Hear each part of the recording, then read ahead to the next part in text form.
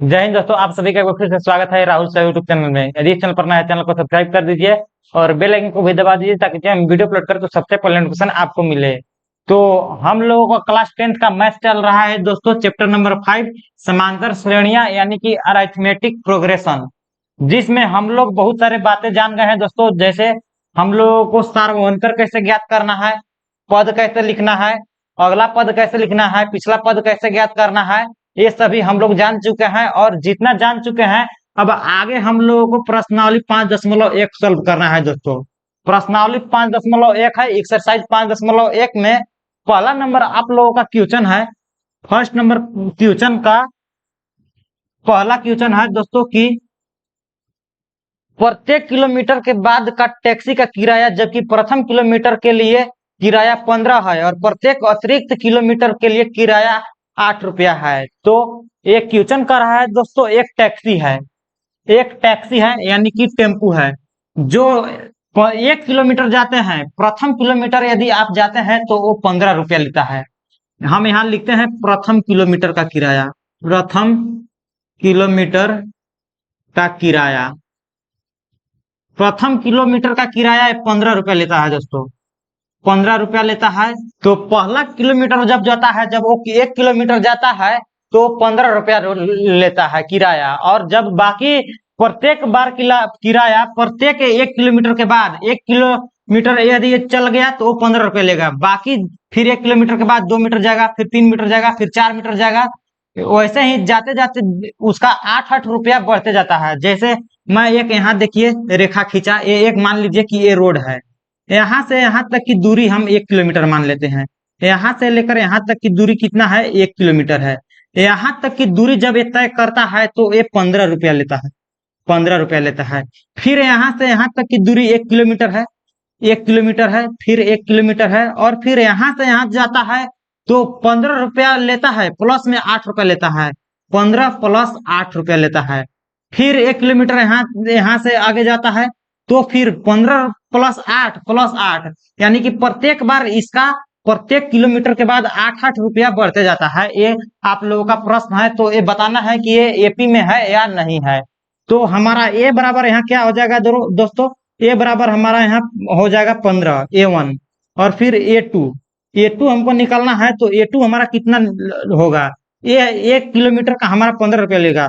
हमको जाना है 10 किलोमीटर तक, मान लीजिए हमको जाना है यहाँ से लेके यहाँ तक, हमको 10 किलोमीटर जाना है। तो 1 किलोमीटर हम आ गए।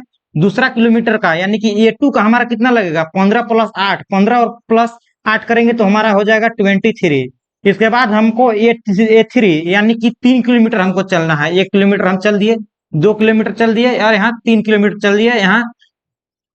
यहाँ से यहाँ तक की भी दूरी जो है वो 1 किलोमीटर है, 1 किलोमीटर है। लेकिन यहाँ से यहाँ तक की दूरी जो होगा वो 3 किलोमीटर होगा। तो ए3 का मान कितना हो जाएगा, ए3 का मान कितना हो जाएगा, फर्स्ट किलोमीटर के लिए, पहला किलोमीटर के लिए 15 रुपया लिया, फिर दूसरा किलोमीटर के लिए 8 रुपया बढ़ाते जा रहा है। तो फिर जाएगा 1 किलोमीटर अधिक तो 8 रुपया बढ़ा देगा। तो 15 8 यहाँ 23 हो गया, यहाँ ए2 का मान हो गया 23, फिर 8 किलोमीटर बढ़ा देगा। तो ए2 में आप 8 जोड़ दीजिए तो 23 और 8 हो जाएगा 31। इसी प्रकार से आप लोगों का एपी बनेगा। अब एपी हम लोग यहाँ लिखते हैं, एपी 15 23 31, इसी प्रकार से जाते रहेगा। अब हम यहाँ डी निकालते हैं दोस्तों कि डी कितना होता है। डी यानी कि सार्वंतर। डी निकालने के लिए हमको ए2 माइनस ए1 करना है। ए2 माइनस ए1 आप लोगों को पता है, ए होता है, ए2 होता है, ए3 होता है, इसी प्रकार से ए एन तक जाएगा। तो ए2 हमारा है 23 माइनस ए1 हमारा है 15। 23 में से 15 घटाएंगे तो कितना आएगा, 8। यहाँ पे डी हमारा 8 आया। फर्स्ट पद हम निकाले में फर्स्ट बार निकाले तो हमारा डी 8 आया। फिर डी हम निकालते हैं अब की ए3 से ए2। कम से कम आप लोगों को 2 बार डी निकालना पड़ेगा, तब पता चलेगा कि ये एपी में है या एपी में नहीं है। तो ए3 हमारा 31 है, यानी कि 31 है। 31 में से हम 23 घटा देंगे, 23 घटा देंगे तो हमारा कितना बचेगा, ए बचेगा 8, यानी कि ये एपी में है। तो हम लोगों को रीजन भी बताना है कि ये एपी में है और क्यों। तो हम लोग इसका लिखेंगे कि यह एपी में है, क्योंकि क्योंकि इसका सार्वंतर इसका सार्वंतर 8 है। इसका सार्वंतर 8 है। ये जाते रहेगा, जितना आप लोगों को जाना है वो कर सकते हैं। तो फर्स्ट क्वेश्चन इसी प्रकार से बनेगा, आप लोग इसका स्क्रीनशॉट ले लीजिए। अब हम लोग चलते हैं क्वेश्चन नंबर दूसरा की ओर। Question number second. दूसरा क्वेश्चन क्या है, बस आप लोगों को ऐसे ही चेक करना है कि एपी में है या एपी में नहीं है। दूसरा नंबर क्वेश्चन, पहला का क्वेश्चन नंबर 2। दूसरा नंबर क्वेश्चन आप लोगों का है कि किसी बेलन में उपस्थित हवा की मात्रा जबकि वायु निकलने वाला पंप प्रत्येक बार बेलन की शेष हवा का 1/4 भाग बाहर निकाल देता है। एक सिलेंडर है आप लोगों के पास, मान लीजिए एक सिलेंडर है, तो यहाँ आप लिखिए माना एक सिलेंडर में, यानी कि सिलेंडर यानी कि बेलन, बेलन में एक हवा भरा हुआ है।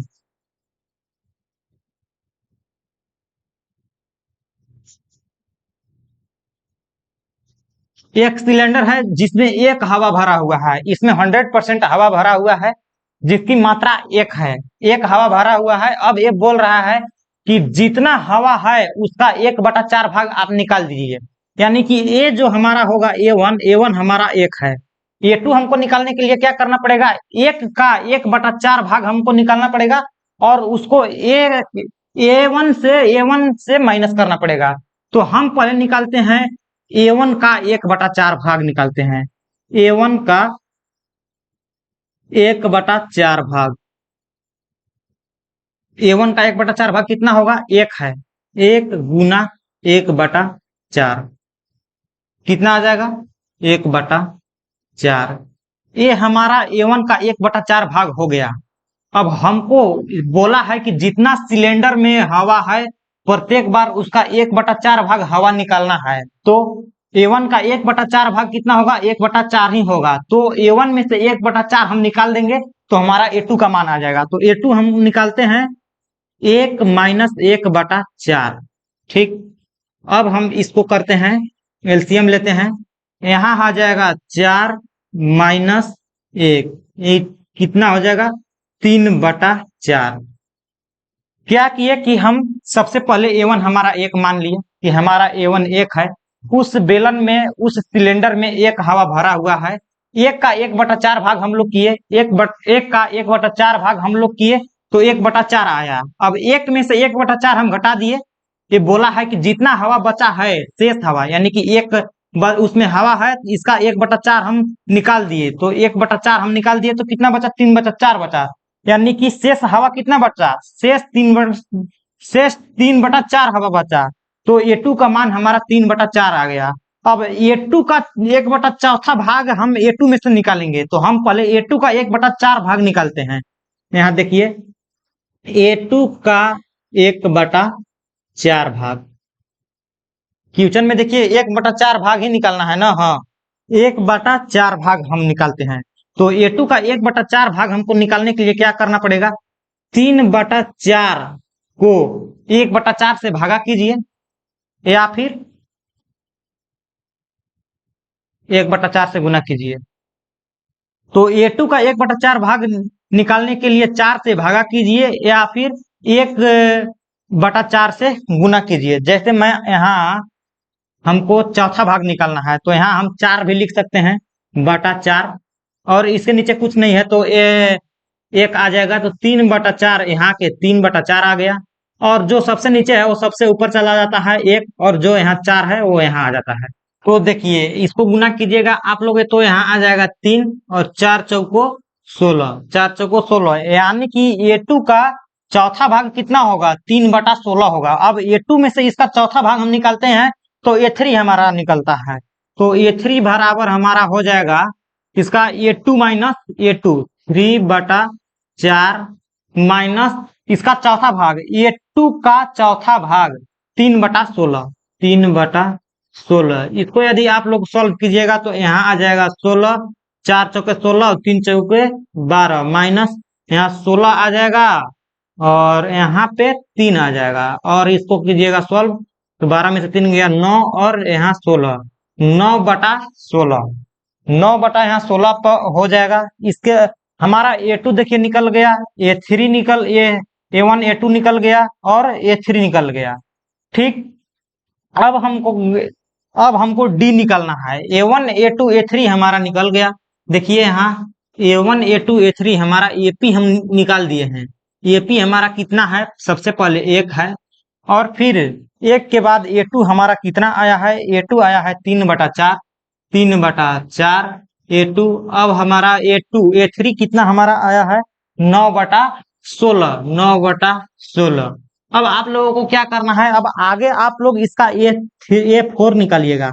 A4 निकालने के लिए हमको क्या करना पड़ेगा, A4 निकालने के लिए जितना हवा बचा है इसका चौथा भाग इसमें से घटा दीजिएगा। A3 का चौथा भाग A3 में से घटा दीजिएगा तो आपको A4 निकल जाएगा। ठीक, आप लोग कर लीजिएगा। अब हम इतना ही में आप लोगों को बताते हैं कि AP में है या नहीं है। यहाँ A1 हो जाएगा, A2 हो जाएगा, A3 हो जाएगा। हमको D निकालना है। D निकालने के लिए A2 माइनस A1 करेंगे, A2 माइनस A1 करेंगे। A2 हमारा कितना है 3/4 है माइनस 1 3/4 में से हम 1 घटा देते हैं। तो घटाने के लिए हम लोगों को क्या करना पड़ेगा, इसका हम LCM लेंगे। 4 3 माइनस 4 कितना आ जाएगा, 3 में से 4 चला गया तो -1/4 आया।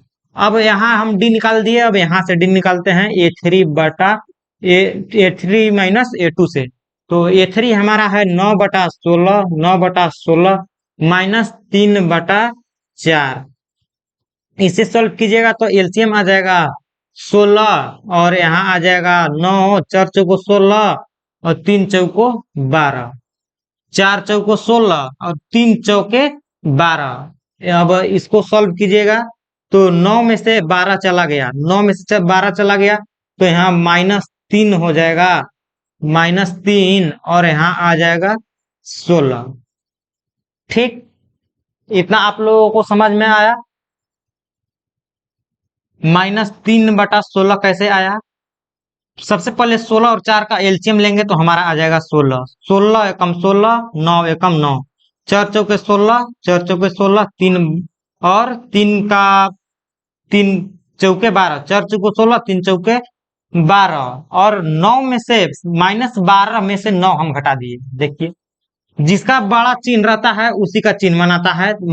12 का माइनस चिन्ह है तो यहाँ माइनस हम लिख दिए और फिर 12 में से हम 9 घटा दिए। 12 में से 9 घटा देंगे तो हमारा बचेगा 3 3/16 -3/16। यहाँ देखिए यहाँ कितना आया है 1/4 और यहाँ आया है -3/16, यानी कि यह AP में नहीं है। तो आप लोगों को लिख देना है यह AP में नहीं है। बस इसी प्रकार से आप लोगों को बनाना है। अब चलिए नेक्स्ट क्वेश्चन देखते हैं। नेक्स्ट क्वेश्चन कौन सा है, नेक्स्ट क्वेश्चन है हम लोगों का नंबर 3 नंबर क्वेश्चन क्या है बताइए आप लोग। 3 नंबर क्वेश्चन बस आप लोगों को यही करना है, बस D निकालना है इस पूरा चैप्टर में, इस पूरा प्रश्नावली में, इस पूरा एक्सरसाइज में D निकाल के चेक करना है कि AP में है या AP में नहीं है। तो हमारा क्वेश्चन नंबर 3 है। 3 नंबर क्वेश्चन नंबर है 3 है कि प्रत्येक मीटर की खुदाई के बाद एक कुआं खोदने में आई लागत, जबकि प्रथम मीटर खुदाई के लिए लागत 150 रुपया है और बाद में प्रत्येक मीटर खुदाई के लिए लागत 50 रुपया बढ़ते जाती है। तो बस वही बात जो आप लोगों को किराया में हुआ था, जो फर्स्ट नंबर क्वेश्चन में था टैक्सी वाला, बस सेम वही क्वेश्चन है। देखिए क्या है, मान लिए कि ये हमको खुदाई करना है, इतना गहरा हमको कुआं खोदना है। तो यहाँ से यहाँ हमारा फर्स्ट मीटर है 1 मीटर, यहाँ से यहाँ तक 1 मीटर है यानी कि 1 मीटर, लेकिन यहाँ से यहाँ तक की कुल दूरी कितना होगी 2 मीटर होगी, 2 मीटर। ठीक, यहाँ से यहाँ तक हमारा 1 मीटर है, यहाँ से यहाँ तक, लेकिन यहाँ से यहाँ तक की कुल दूरी कितना होगी 3 मीटर होगी। इतना आप लोगों को समझ में आया। तो ये बोल रहा है कि जब हम 1 मीटर खोदते हैं तो हमारा 150 रुपया लगा। कितना लगा? 150 रुपया लगा। और फिर प्रत्येक बार 1-1 मीटर खोदने पर 50 रुपया बढ़ता गया, यानी कि ये हमारा हुआ वो 150 है और प्रत्येक बार 50 रुपया बढ़ते जाता है। यानी कि A2 हमको निकालना है। यहाँ यहाँ 50 रुपया बढ़ गया, 150 प्लस 50, तो हमारा 150 प्लस 50, 150 प्लस 50 कितना आ जाएगा? 200 आ जाएगा। A3 हमारा कितना आ जाएगा? 200 प्लस 50 कितना आ जाएगा? 250 आ जाएगा। इसी प्रकार से आगे बढ़ता चला जाएगा। तो ये बताना है कि AP में है या नहीं है। तो AP में ज्ञात करने के लिए हमको D निकालना है। A2 माइनस A1 करेंगे। A2 हमारा ये 200 है, 200 में से 150 हम घटा देते हैं तो कितना बचेगा? 50 बचेगा। फिर हम D निकालते हैं A3। A3 में से हम A2 को घटा देते हैं। A3 हमारा 250 है, 250 में से 200 हम घटा देंगे तो कितना बचेगा? 50 रुपया बचेगा। 50। तो ये AP में है। आप लोगों को लिख देना है कि AP में है। क्या लिखिएगा? यह AP में है क्योंकि इसका सार्वंतर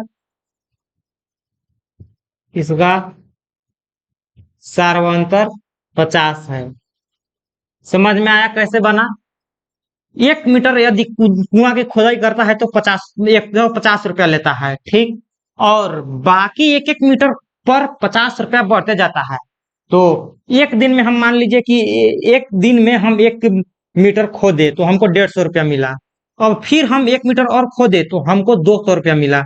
फिर अगला दिन हम 1 मीटर और गहरा खोदे तो हमको 250 रुपया मिला। फिर अगला दिन करेंगे तो 300 मिलेगा, फिर 350, ऐसे बढ़ते जाएगा। यानी कि सर्व अंतर इसका कितना आ जाएगा? 50 आ जाएगा। इसलिए यह AP में है। तो उम्मीद है आप लोगों को क्वेश्चन समझ में आया होगा। अब नेक्स्ट क्वेश्चन हम लोग देखते हैं। नेक्स्ट क्वेश्चन कौन सा है? नेक्स्ट क्वेश्चन बहुत ही आसान क्वेश्चन है, कोई खास क्वेश्चन नहीं है। चौथा क्वेश्चन है कि खाते में प्रत्येक वर्ष का मिश्र धन, जबकि 10,000 की राशि 8 वर्ष की वार्षिक दर से चक्रवृद्धि ब्याज पर जमा की जाती है। तो देखिए, सबसे पहले हम लोगों का दिया हुआ है A बराबर, इसमें मान लीजिए A बराबर कितना है? 10,000 है। 10,000 अब कह रहा है कि 10,000 का 8% चक्रवृद्धि ब्याज लेता है। तो ये AP में है या नहीं है? 8% रुपया आप लोगों को 8% इसका ज्यादा निकालना है। तो पहले हम 10,000 का 8% निकालते हैं। तो यहाँ लिख दीजिए आप लोग 10,000 का 8%। तो 10,000 का 8% निकालने के लिए क्या करना पड़ेगा? 10,000 गुना 8/100, ठीक। यहाँ 2 जीरो से 2 जीरो चला गया तो 10,000 का 8% कितना आएगा? 100 को 8 से गुना कीजिएगा तो आ जाएगा 800। तो चक्रवृद्धि ब्याज जो इसका जो है, ये पहला मंथ में 10,000 देगा, दूसरा का मंथ में 8% ज्यादा देगा। तो 10,000 का 8% कितना हो जाएगा? 800 हो जाएगा। तो दूसरा का मंथ में A2 हमको कितना देना पड़ेगा? 10,800 देगा। 10,800, 10,800। अब तीसरा मंथ में A3 कितना करेगा कि 10,800 का 8% देगा। 10,800 का 8%, तो 10,800 का 8% हम निकालते हैं। 10,000 का 10,800 का 8%, 10,800 का 8% कितना हो जाएगा? 10,800 का मतलब गुना और 8% मतलब भाग। यहाँ 2 जीरो से 2 जीरो हम काट दिए। 8 अठाई कितना हो जाएगा? 64 का 4, हाँ फिर 6। 8 के पढ़ा 0 बार तो 0 हो जाएगा, तो यहाँ हो जाएगा 6। 8 के पढ़ा एक बार 8, 864। 10,800 का 8% 864 हो जाएगा। तो A3 हमारा आ जाएगा, A3 हमारा आ जाएगा 10,800 प्लस 864, 10,800 प्लस 864। तो इसको आप जोड़िएगा तो ये आ जाएगा 4, 6, 8, 8, 16 के 6 और 1, 1, 11,664। A3 हमारा 11,664 आया। ये क्या बोला क्वेश्चन, आप लोग समझिए। सबसे पहले पहला मंथ में मान लीजिए कि आप एक कर्जा लिए हैं, ठीक। आप एक ब्याज कर्जा लिए हैं और जिससे आप कर्जा लिए हैं वो बोला कि आप 10,000 हमसे ले लीजिए, 10,000 आप कर्जा लिए और हमको 8% हमको मासिक ब्याज चाहिए, मासिक दर पर चक्रवृद्धि ब्याज चाहिए। यानी कि हमको दूसर का मंथ में कितना भरना पड़ेगा? 10,000 का 800 का 8%, 10,000 का 8% हम निकाल दिए तो आ गया 800। तो हमको दूसरका मंथ में जमा करना है तो 10,800 जमा करेंगे। यदि दूसरका मंथ में हम जमा नहीं करना पाते हैं तो 10,800 का फिर हम 8% जमा करेंगे तीसरका मंथ में। तो 10,800 का 8% कितना हो जाएगा? 864 हो जाएगा। तो तीसरका मंथ में 10,800 प्लस में जो इसका एक मंथ में जो ब्याज बना है चक्रवृद्धि ब्याज, ब्याज का जो ब्याज लगता है उसे चक्रवृद्धि ब्याज कहते हैं।